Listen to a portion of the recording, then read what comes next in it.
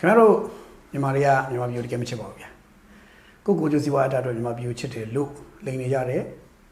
လူလိန်တွေပုံများပါတယ်အဲ့ဒီထဲမှာခင်ဗျားမပါအောင်နေတိုက်တွန်းပါတယ်ကျွန်တော်လည်းမပါအောင်နေဖို့ကြိုးစားပါမယ်နော်အဲ့တော့ကျွန်တော်ဒီနေ့ပထမဆုံးအကြောင်းအရာကသတင်းလို့လည်းပြောလို့ရတယ်သတင်းမဟုတ်ဘူးလို့ခင်ဗျားတို့ထင်လို့ရတယ်အဲ့တော့သတင်းလို့ပြောသတင်းမဟုတ်ဘူးလို့ပြောအရေးကြီးလို့သတိပေးနေတာပါအဲ့တော့ Telegram သုံးကြတဲ့လူတွေသတိကြီးထားမယ်ကိစ္စပါ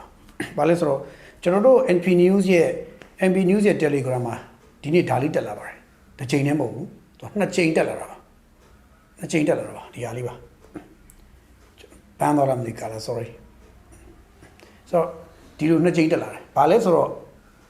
တော့သူကဒီမှာရေးထားတာ get 1000 in time there's a 50 promo code activation left for new users ဆိုပြီးတော့ရေးတယ် casino online bot ဆိုပြီးတော့အမှပြောရင်တော့ casino P-Link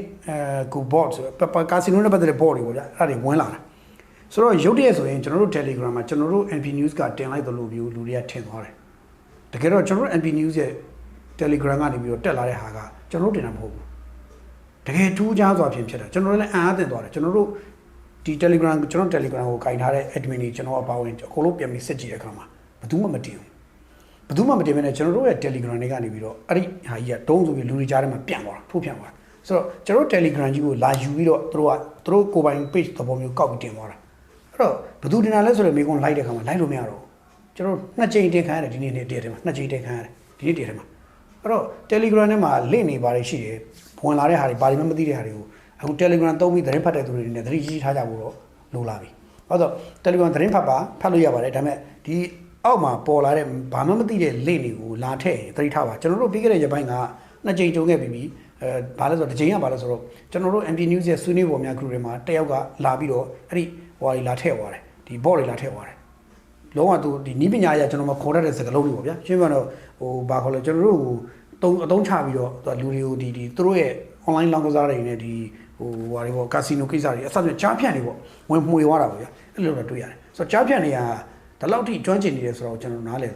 လေပို့ပြီးနားလေသွားတာပေါ့နော်ဒါတော်တော်ကိုစိုးစိုးဝါလုပ်တဲ့ကိစ္စပဲကျွန်တော်နှစ်ကြိမ်ကြီးခံလိုက်ရပြီဖြစ်တဲ့အတွက်ကျွန်တော်တို့မရှိမှကြည့်နေကြတဲ့သူတွေအကုန်လုံးတိုက်တွန်းလို့ဟိုမြေတိုင်ခံနေတာတခုရှိတယ်ကျွန်တော်တို့ဒီလောင်းကစားတို့ဒီကာစီနိုလောင်းကစားကြားဖြန့်ဆက်တာတွေကိုကျွန်တော်တို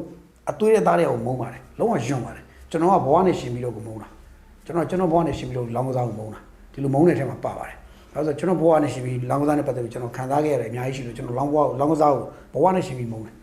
အသွေးရသားတွေကိုတူတူကမုန်းတယ်နော်အဲ့တော့လောင်းကစားကိုကျွန်တော်ပို့နေပြောအသက်ဟို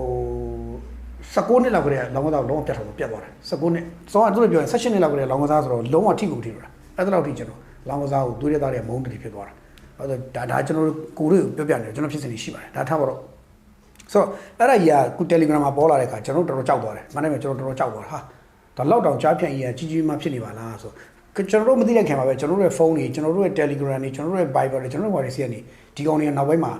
ဖြန့်နေထိဖြစ်လာနိုင်တယ်အဲ့တော့မြန်မာပြည်မှာရှိတဲ့ဆက်သွယ်ရေးနဲ့ခြင်ထားတဲ့ဒီ Cyber Police တို့ဘာလို့ကလည်းအလုံးများလုပ်ကြဖို့လိုတယ်ပို့ဆောင်ဆက်သွယ်ရေးပေါ့ဆက်သွယ်ရေးနဲ့ဆက်သွယ်ပို့ဆက်အုပ်စုကလည်းလုပ်ဖို့လိုတယ်လို့ဒီသူနဲ့ဆက်တဲ့အုပ်စုတွေပေါ့နော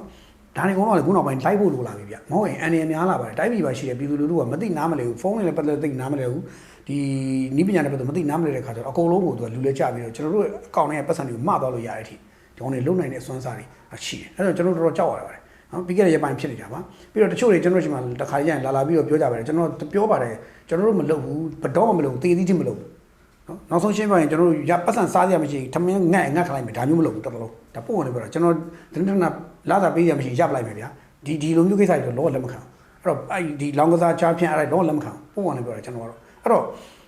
ပြီးခဲ့တဲ့ဝါဒီမှာဆိုလူတွေလာပြောတယ်အာဟိုကျွန်တော်တို့ရှီယာမှာပေါ်တယ်လောင်းကစားတွေတင်နေတယ်ဗျာကျွန်တော်တို့လောင်းကစားလုံးဝမတင်ဘူးဒါပေမဲ့ဘယ်လိုဖြစ်လဲဆိုတော့ခင်ဗျားတို့ကျွန်တော်နမူနာသက်သေပြမယ်ဘာဖြစ်လဲဆိုတော့ခု Telegram account တစ်ခုကိုခင်ဗျားတို့ခုနေသတင်း channel တစ်ခုခင်ဗျားတို့ကြည့်တယ်မလားကြည့်နေနေအဲ့ Telegram သတင်း channel အောက်မှာကြောင်ညာကြီးတက်လာတယ်ခင်ဗျာမြင်မှုလိမ့်မယ်ကြောင်ညာကြီးတက်လာခင်ဗျာမြင်မှုလိမ့်မယ်နော်အဲ့ဒါတွေမြင်မှုလိမ့်မယ်အဲ့ဒါကြီးကပွင့်လင်းပြောရင်ကျွန်တော်တို့လည်းဘာမှလုပ်မထားဘူးသို့တော့ကျွန်တော်ဘာမှလုပ်မထားရင်ဘယ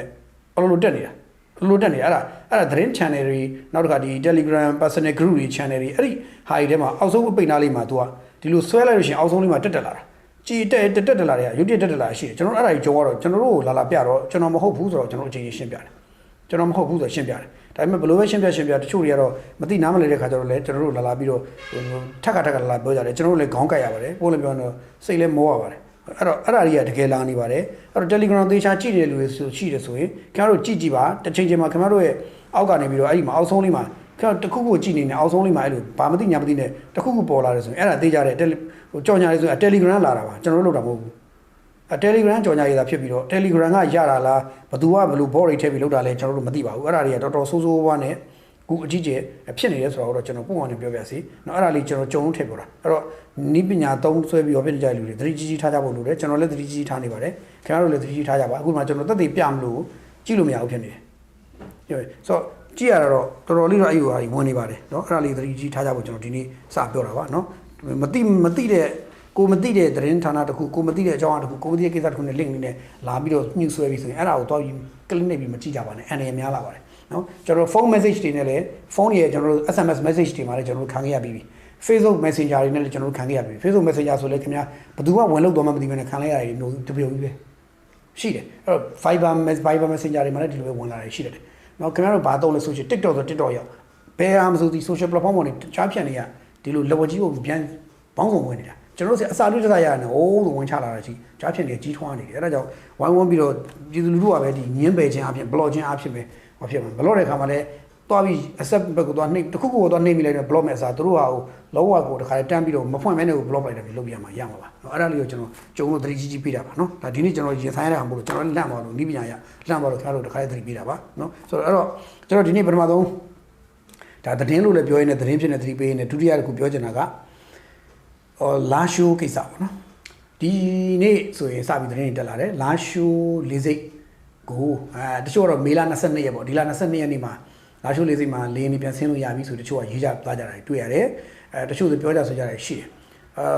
ဘာကိုကိုကားပြီးတော့ပြောကြလဲဆိုတော့လာရှိုးလေးစိတ်နဲ့ပတ်သက်လို့ဘာကိုကိုကားပြောကြလဲဆိုတော့လာရှိုးလေးစိတ်မှာအခုတန်ရှင်းရေးလုပ်နေတယ်လာရှိုးလေးစိတ်မှာတန်ရှင်းရေးလုပ်ပြန်လုပ်နေပြီလာရှိုးလေးစိတ်ကမနစ်ကဇွန်ဇူလိုင်မှာပျက်စီးသွားပြီဇူလိုင်မှာမင်းကဇူလိုင်လဖြစ်မယ်ကျွန်တော်လတော့နည်းနည်းပြောနေတယ်ဇွန်ဇူလိုင်နဲ့ဇူလိုင်လပေါ့နော်ဩဂုတ်လမှာကိုကန်နေရလာရှိုးသိမ်းသွားတာဖြစ်တဲ့အတွက်အဲ့မတိုင်ခင်တလလို့ဆိုဇူလိုင်ဖြစ်ဖို့ဇူလိုင်ပေါ့ဇူလိုင်လမှာပဲရန်ကုန်လာရှိုးမန္တလေးလာရှိုးအစရှိတဲ့အခြားနေရာမှာလာရှိုးကိုပြန်တန်းတဲ့လေရင်မှတမလေကြောင်းလိုက်မှာကိုရပ်ဆိုင်သွားတယ်မနေ့ကတလုံးရပ်ဆိုင်သွားတယ်အဲ့တော့အခုဒီနေ့အထိဆိုတစ်နှစ်ပြည့်ဒါလာပိုင်းလေးပဲလို့တော့ဒီချိန်မှာဟိုလာရှိုးလေရင်ပြန်ပြီးဆင်းသက်ပြန်တန်းဝင်ရတော့မယ်လို့ကျွန်တော်တို့သတင်းအစထွက်လာတယ်ဆိုတော့ဖြစ်နိုင်လားဟုတ်လားမေးဟိုလက်ရှိကားရိုင်မှာတော့မဟုတ်ဘူးဒါပေမဲ့မကြခင်ဖြစ်နိုင်တယ်အခုမဟုတ်ဘူးဒီနေ့မဟုတ်ဘူးမနေ့ပြန်မဟုတ်ဘူးဒါပေမဲ့မကြခင်မှာဖြစ်နိုင်တယ်ဆိုတော့ကျွန်တော်တို့သတင်းရပါတယ်ဘာဖြစ်လို့ကျွန်တော်ဒီပြောလဲဆိုတော့တချို့က22ရက်လို့ပြောရမယ်ကျွန်တော်22ရက်လို့ကျွန်တော်တို့မှတ်မထားဘူးအဲ့ဒီနောက်ပိုင်းလောက်ကုန်ကနေဆိုတော့ဖြစ်နိုင်တယ်ဘာလို့လဲဆိုတော့အခုလာရှိုးလေးစိတ်မှာနံပါတ်1ကပြင်ဆင်မှုတွေလုပ်တယ်လေပြေးလမ်းပေါ့လေပြေးလမ်းတွေကိုပြန်ပြီးတော့လေပြေးလမ်းတွေကတစ်နှစ်လောက်ကြာတော့အပေနေပေါက်ပဲရှုပ်ချက်ခဲစုပ်ပြတ်တက်ပြီးတော့ဘယ်သူမှတန်ရှင်းလို့မလို့မရှိတော့တိုက်ပွဲဖြစ်တော့ကာလာတွေမှာလက်နက်ကြီးတွေကြောက်ဟိုကြတကြနဲ့ပေါက်ပြဲစုပ်ပြအဲ့ဒါတွေဖြစ်ကုန်တော့အဲ့ဒါကိုပြန်ရမယ်လာရှိုးပြေးလမ်းတွေပြန်ပြင်တာတွေစလုပ်နေပြီလို့ကြားတယ်ပြေးလမ်းတန်ရှင်းလုပ်တာတွေစပြီနောက်တစ်ခုကဘာရှိလဲဆိုတော့လာရှိုးရဲ့ဘာရှိလဲဆိုတော့ဟိုအဆောက်အဦပေါ့နော်လေစိတ်ကအဆောက်အဦပေါ့လေစိတ်အဆောက်အဦရဲ့တချို့ဘွားတွေပြန်ပြင်တာတွေလုပ်နေပြီတန်ရှင်းလုပ်တာပါညာစလုပ်နေပြီပေါ့ဗျာပစ္စည်းလိုက်ကြည့်ပါညာကိုဘယ်ရလဲမီးပြန်လာမီးတွေပြန်သွဲရမယ်ရေတွေပြန်သွဲရေတွေပြန်သွဲရမယ်ရေလိုက်တွေပြန်ပြင်ရမယ်မီးလိုက်တွေပြန်ပြင်ရမယ်ပြီးလို့ရှိရင်ဒီလေချောင်းပြန်တမ်းမှုအချက်ပြတာဝါစနစ်အဲ့ဒါအကုန်ပြန်ပြင်ရမယ်စသဖြင့်ပေါ့လေစိတ်က facility တွေအကုန်လုံးပြန်ပြည့်အောင်ဖြည့်ဖို့အတွက်အခုဒါစလုပ်နေပြီစပြီဆိုတော့အခုဒီနေ့ကဒီ14ရက်နေ့ဆိုတော့နောက်8ရက်အတွင်းမှာပြီးပါမလားလို့မေးကျွန်တော်မပြီးဘူးလို့ထင်တယ်ဒါကြောင့်မို့လို့တေချာတာကတော့22ရက်နေ့မှာပြန်ဖွင့်မယ်လို့ပြောရင်ဒါအလော်ကြီးဖွင့်လှစ်မှုသားလေးဖြစ်နိုင်ပြီးတော့ဖြစ်နိုင်ရေးရှိတော့လာကုန်မှပဲဖြစ်နိုင်ရေးရှိတယ်ကျွန်တော်ခံမှန်းတယ်အဲ့တော့ကျွန်တော်နောက်ဆုံးသိရတာက DCA ပေါ့လေကြောင်းပြန်တမ်းမှုလေကြောင်းပြန်တမ်းရေးနဲ့ပတ်သက်တဲ့ဒီလေကြောင်းပို့ဆောင်ရေးညွှန်ကြားမှုဦးစီးဌာနပေါ့နော်အဲ့ဒီဦးစီးဌာနကလည်းခုချိန်ထိဒီနေ့အထိဘာခေါ်လဲလာရှိုးလေးစစ်ကိုပြန်လဲဆင်းသက်ပြန်တမ်းပါရန်ဆိုပြီးတော့ပြည်တွင်းမှာရှိတဲ့လေကြောင်းလိုင်းတွေကိုညွှန်ကြားတာမျိုးမရှိသေးဘူးလို့သိရတယ်ဆိုတော့ညွှန်ကြားတော့မရှိသေးတဲ့အတွက်ဒီနေ့ထိတော့လေအောင်ပြန်တမ်းမှာမဟုတ်ဘူးမနေ့ပြန်လည်းပြန်တမ်းမှာမဟုတ်ဘူးအဲ့တော့သူတို့ပြန်တမ်းရင်တော့သူကဘယ်နေ့ဘယ်ရက်ကစပြီးပြန်တမ်းမှာဆိုတော့တစ်ပတ်လောက်အနည်းဆုံးကြိုတင်သတိပေးရမှာဖြစ်တယ်အနည်းဆုံးတစ်ပတ်လောက်ကြိုတင်သတိပေးဖြစ်တဲ့ဒီနေ့ထိမပေးရသေးဆိုနောက်တစ်ပတ်ကိုရွှေ့လိုက်မယ်ဆိုရင်22ရက်မှာပြန်တာဖြစ်နိုင်မလားဆိုရင်တော်တော့မဖြစ်နိုင်တဲ့အချိန်မှာတော့ပါတယ်သို့တော့ဒါတွေကပြောရတော့ခက်တယ်အရေးပေါ်ပြန်တမ်းတာမျိုးဖြစ်ပြီးတော့ခီးတဲ့တင်လင်းပြန်တမ်းတာလေးကိုပြန်တမ်းတာမျိုးကိုခဏနောက်ရွှေ့ထားမလားကိုစောင့်ကြည့်ရမှာပေါ့နော်ပြီးတော့လာရှိုးကလေရင်ပြန်တမ်းမှုလိုအပ်ပါလားဆိုတကယ်တော့လာရှိုးကရှမ်းမြောက်ဒေသတစ်ခွင်လုံးအတွက်တော်တော်အရေးပါတဲ့နေရာလေရင်ပြန်တမ်းမှုခီးတဲ့တအား ဟိုတကယ်ကိုခီးတွေတော့အသုံးပြုကြတဲ့နေရာတွေမှာပါတယ်လာရှိုးပါအရေးပါတယ်ဒါကြောင့်လာရှိုးပြန်တမ်းမှုလေပြန်တမ်းမှုကတော့ပြန်လေဖြစ်လာဖို့တော့များတယ်မကြခင်ဖြစ်လာနိုင်တယ်ရှိတယ်တစ်နှစ်ပြည့်ကနီးလေးမှာပဲလာရှိုးလေနေပြန်ဆင်းသက်တာမျိုးဖြစ်လာနိုင်တယ်ပုဂ္ဂလိကလေကြောင်းလေးပြန်ဆက်ဖြစ်နိုင်မယ်အဲ့တော့ပြောရင်တော့ဟိုပြင်ဆင်မှုတွေတော့စနေပြီလို့ပဲကျွန်တော်လိုရင်းပြောပြစီเนาะအဲ့တော့နောက်တစ်ချက်ကလာရှိုးမှာပဲဗာရှိနေလဲဆိုတော့ခုရက်ပိုင်းမှာเนาะ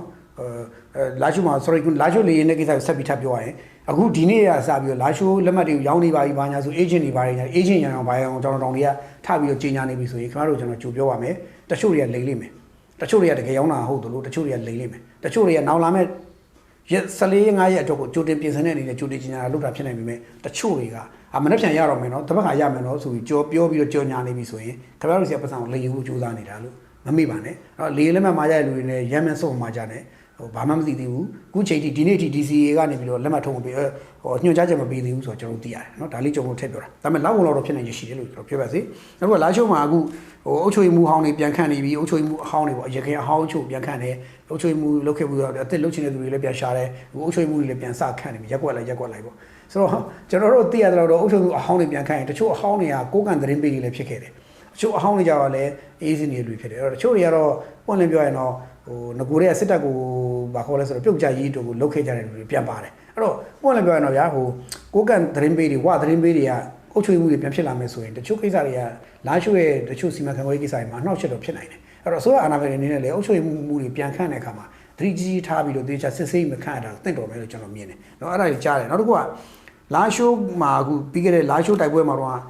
့ဖန်စီရမိခဲ့တဲ့ဒီတပ်မတော်ဘက်ကစစ်တုံးပန်းတွေကိုဒီလာကိုကန်နေရသူတို့နဲ့တူခေါ်သွားခဲ့တယ်ခါရမှတ်မိကြအောင်ခေါ်သွားတယ်တိတ်နီတီခေါ်သွားတယ်ခေါ်သွားပြီးတော့အခုတဖြည်းဖြည်းပြန်လွတ်ပေးနေပြီပြန်လွတ်ပေးလို့လာရှိုးတချို့ပြန်လာပြီလို့ကြားတယ်အဲ့တော့ပြောရရင်တော့ကိုကန်တွေကလုံးဝကိုဒီတပွဲမှာတော့လုံးဝကိုစိတ်ကိုဟိုဒုံဒုံချထားလိုက်ပြီးတော့ပေါ်သွားပြီကိုကန်လုံးဝကိုဒုံဒုံချပြီးတော့ကဲငါတို့စိတ်ကိုတော့ဒုံဒုံချလိုက်ပြီကွာငါတို့ကတော့နာဆာကနဲ့ညှိနှိုင်းပြီးတော့ပဲငါတို့ကိုကန်နေမျိုးငါတို့ပြန်ယူတော့မယ်ဆိုတာမျိုးကိုပဲသူတို့စိတ်ဒုံဒုံချလိုက်ပေါ်တယ်အခုသူ့ရဲ့စစ်သုံးမှန်တွေလည်းပြန်လွတ်ပေးတာကြီးလုပ်နေပါပြီလို့ကြံမြင်သိရတယ်အဲ့တော့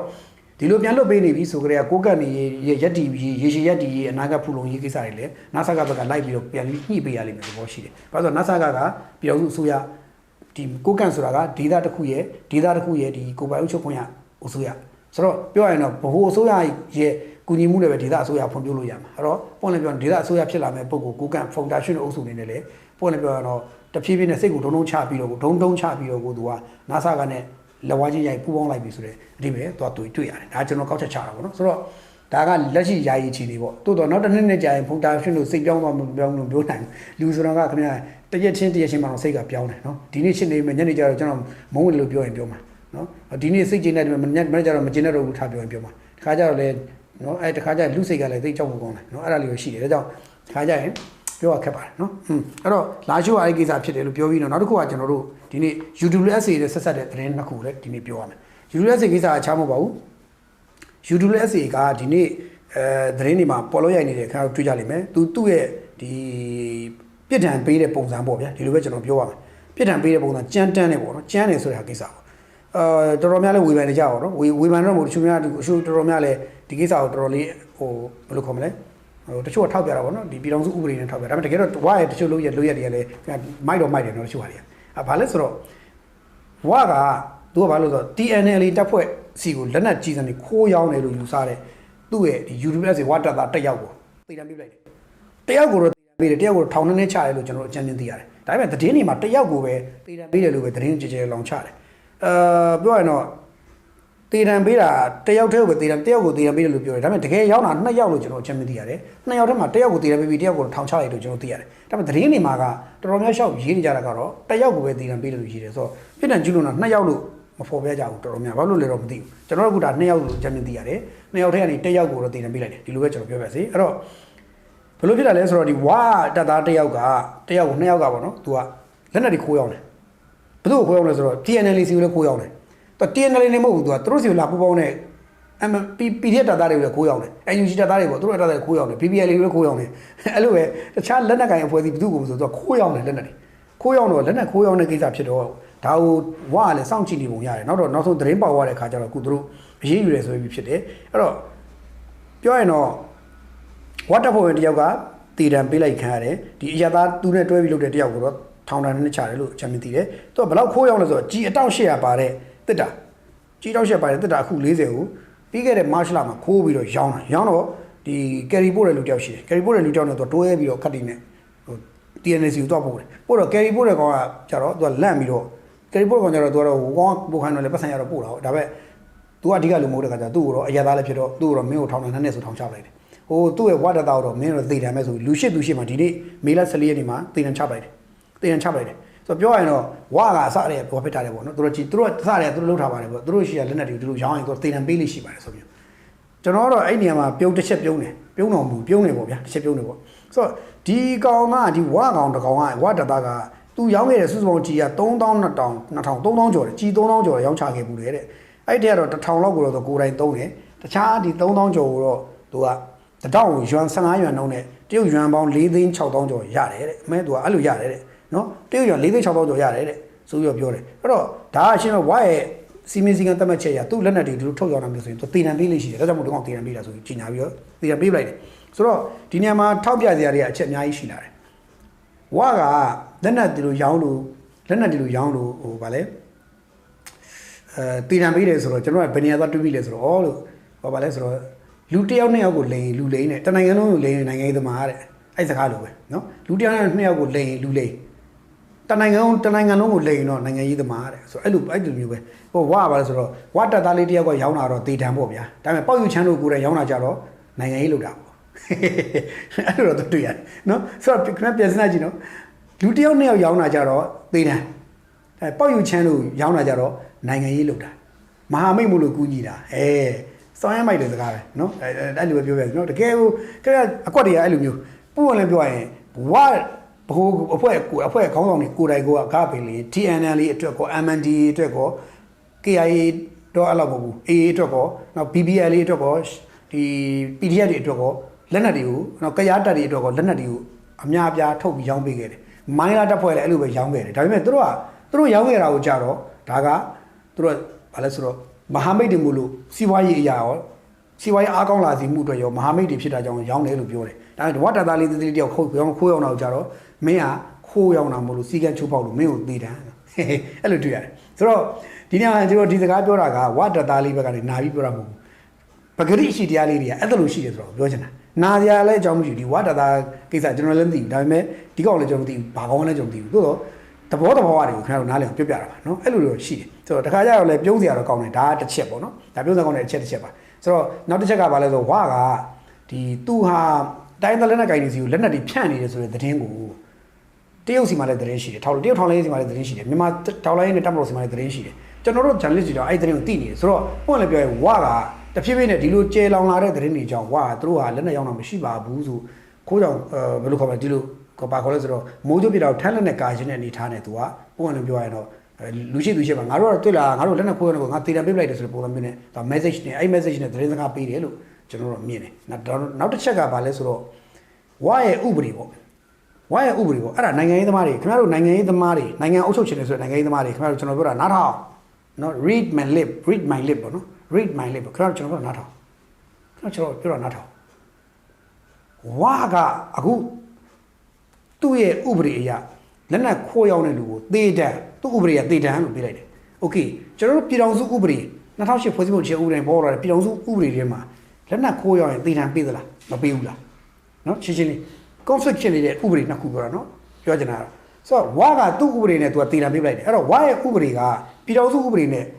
လာမှမဆိုင်ဘူးဆိုရင်ပြည်တော်စုဥပဒေအုပ်ချုပ်မှုတွေအောက်မှာဗဟိုဥပဒေအောက်မှာဝါရဲ့ဥပဒေကမရှိနေဘူးအထိပ္ပယ်တက်ရောက်တယ်။နောက်တော့ဝါရဲ့အချုပ်ချာအာဏာကပြည်တော်စုနဲ့ဘာမှသက်ဆိုင်မှုမရှိဘူးဆိုတဲ့အထိပ္ပယ်မျိုးကြီးတက်ရောက်နေတယ်ဒါဆိုရင်ဝါဟာဘာလဲသူကဘာလဲဆိုတော့တနိုင်ငံဒဇင်ခွဲထောင်ခြင်းပြီးတော့ပြဿနာတက်လာရင်ပြည်တော်စုစားဟဲ့ဆိုသူပဲဆိုရင်ခင်ဗျားတို့အဲ့လိုလုပ်နေတယ်ဆိုရင်နိုင်ငံရေးသမားတွေခင်ဗျားတို့စဉ်းစားဖို့လိုပြီခင်ဗျားတို့ဝါကိုဘယ်လိုသဘောထားလဲဝါကိုခင်ဗျားတို့ဘာလုပ်ကြမှာလဲဝါနဲ့ပတ်သက်ပြီးတော့ခင်ဗျားတို့ရဲ့အမူဝါဒဘာလဲဆိုတာကိုခင်ဗျားတို့ကိုယ်တည်းပြင်ထားကြပြီတော့စဉ်းစားထားကြပြီတော့ကျွန်တော်ပုံမှန်လေးမိမှာဝါနဲ့ပတ်သက်ပြီးခင်ဗျားတို့ဘာမူဝါဒရှိလဲပုံမှန်လေးမိမှာဘာလို့လဲခင်ဗျားတို့ဝါနဲ့ပတ်သက်တဲ့မူဝါဒခင်ဗျားတို့မခိုင်မှာမရှိဘူးမပြောရဘူးဘာလို့ဆိုတချို့လုပ်ငန်းရှင်တွေကဝါတတိတွေနဲ့မြန်မာပြည်နိုင်ငံရေးပါတီတွေတချို့လုပ်ငန်းရှင်တွေကခြေချင်းလိန်ထားတယ်ဝါတွေပေးတာကတည်းကလည်းနင်ထားတဲ့ကောင်တွေရှိတယ်အဲ့တော့ဝါကိုတချို့တွေမထီရဘူးဝါကိုမထီရတဲ့မှာတချို့ယာရုကြီးတဲ့ပုံကိုယ်တွေကစပါနေတယ်ဆိုတော့တော်တော့တန်အားသက်စရာကောင်းတယ်ဝါရဲ့ဒီဟိုဥပဒေကိုကျွန်တော်တို့ဥပဒေပြည်တော်စုဥပဒေလည်းဝါကိုကျူးဆိုင် ဘယ်သူဥပဒေမှာသူကြီးမဆိုင်ဝါရှင်းပြောရင်တော့ဝါကဘာလဲဘာလုပ်နေလဲဆိုတော့ဝါငါတို့အုပ်ချုပ်ခြင်းဆိုငါတို့လုပ်ခြင်းဆိုလုပ်မယ်ငါတို့ကဘယ်သူမှကြီးဆိုင်မလို့ငါတို့နေတယ်မှာငါတို့လုပ်ချင်လုပ်တယ်ဆိုတဲ့ပုံစံမျိုးဝါသူတို့ကသူလုပ်ချင်လုပ်နေတယ်ဆိုတော့ तू ကဒါဒီမှုတွေမဟုတ်တခြားသောမှုတွေမှာလည်းဒီလိုပဲသေတမ်းပဲတော့ချဆိုမြန်မာပြည်ကသေတမ်းပေးထားခြင်းမရှိဘူးဥပဒေမှာမြန်မာပြည်ရဲ့ဥပဒေမှာသေတမ်းပေးတာတော်တော်ရှားတယ်အခုဒီကောင်သေတမ်းဆိုတဲ့စကားလုံးလင်းလင်းခက်လိုက်သုံးလာတယ်ဆိုတော့ကျွန်တော်ကဒါကိုကြိုက်လို့လားမကြိုက်လို့လားမကြိုက်ချင်းမကြိုက်ချင်းထက်နိုင်ငံတနိုင်ငံဥပဒေကမာသာလောကတစ်ခုပဲရှိရမယ်အဲ့မာသာလောထက်ပိုပြီးကြီးတဲ့လောဆိုဘာလောမှမရှိအောင်ကျောင်းနိုင်ငံရေးသမားတွေခုတည်းစဉ်းစားထားနားထောင်တာစဉ်းစားထားဘာလို့ inside the law လို့ပြောတယ်ဥပဒေထဲမှာနေထိုင်တဲ့နော်ဒီဥပဒေထဲမှာနေထိုင်တဲ့လူက35သန်းမှကရှိတယ်ဥပဒေအပြင်မှာထွက်ပြီးတော့နေတိုင်းဒီတောင်းကျင်နေတဲ့တောင်းရန်ကားကျင်တဲ့ရန်ကားနေတာက15သန်း30ထက်ပိုမရှိဘူးအဲ့တော့လူတန်း35သန်းထက်မနည်းသောလူတွေရဲ့အတန်းကပျောက်ပြီးတော့အဲ့35သန်းသောမနည်းသောလူတွေရဲ့အတန်းတွေကပျောက်တယ်အဲ့35သန်းမနည်းသောလူတွေရဲ့ဘဝတွေကပျောက်ပြီးတော့အဲ့ဒီ outside the law ဥပဒေမဲ့ဥပဒေပြပမှာနေထိုင်နေဥပဒေမဲ့ရန်ကားတဲ့အုပ်စုတွေနဲ့ above the law နဲ့အုပ်စုနှစ်စုကထိန်းနိုင်ကြတာကိုကျွန်တော်တို့ခံနေရတာတရားရဲ့လားမျှတလားတရားဥပဒေစိုးမိုးရေးကိုလေးစားပါတယ်ဥပဒေကိုငါတို့အသက်လို့တခါတည်းကိုကြစ်ဝက်ခါဝက်ပစိုးကိုဝက်ခါဝက်ပစိုးကဲလို့မြင်းမြောင်ငါတို့ကလေးစားကြိုက်ပြောပါမယ်ဆိုတော့လူတွေကလည်းဥပဒေကိုခင်ဗျာဥပဒေကိုလုပ်ချင်တယ်လုပ်တာဘယ်လိုလုပ်ကြလဲဆိုတော့ဘိုးချုပ်မကြီးမရောက်နိုင်တော့ဒါဥပဒေကိုသူကရန်ကိုဘာဖြစ်တယ်လို့ဆိုတော့ तू ကလုံနိုင်မလားပေါ့သူ့ကိုလည်းကျွန်တော်စောင့်ကြည့်တယ်ဒါပေမဲ့လည်းဘိုးချုပ်ကြီးလည်းအသက်ကြီးပြီသူလည်း90နာကတ်လာပြီ तू ဘယ်လောက်လုံနိုင်ဦးမှာလဲဗျာနော် तू ဘယ်လောက်ဒီတိုင်းပြည်ရဲ့ပေါ့ तू ဒီလောက်စွဲနေတဲ့အမြင့်ကြီးကို तू ဘယ်လိုဆွတ်နှုတ်ပါလဲသူ့ရဲ့လုံနိုင်ဆိုတာနောက်လာမဲ့ဆယ်စုနှစ်တစ်ခုစာနဲ့ तू ဘယ်လိုဆွတ်နှုတ်လဲကျွန်တော်စဉ်းစားတော့မရအောင် तू လုံနိုင်ပါမလားကျွန်တော်တို့အဲ့တစ်ချက်ကိုစောင့်ကြည့်တယ်အဲ့ဒါလေးပြောရင်ဒီနေ့ဒီလောက်တော့တောင်းနေပြပြစေအားလုံးပဲကိုယ်စားသိရှိပါတိုင်းပြည်ကိုစေနာမထားပါသစ္စာရှိပါကိုယ်နိုင်ငံသားချင်းချင်းအပြန်လာကြတာကိုလက်ခုပ်လောက TV ပြောနေတဲ့လူမိုက်လူရန်ကလူသက်ချမ်းဖက်အားပေးသမားခမားဖြစ်နေသလားဆိုတော့ပြန်လဲမင်းကုန်းထုတ်ပါလို့ပြောရင်းနဲ့ good night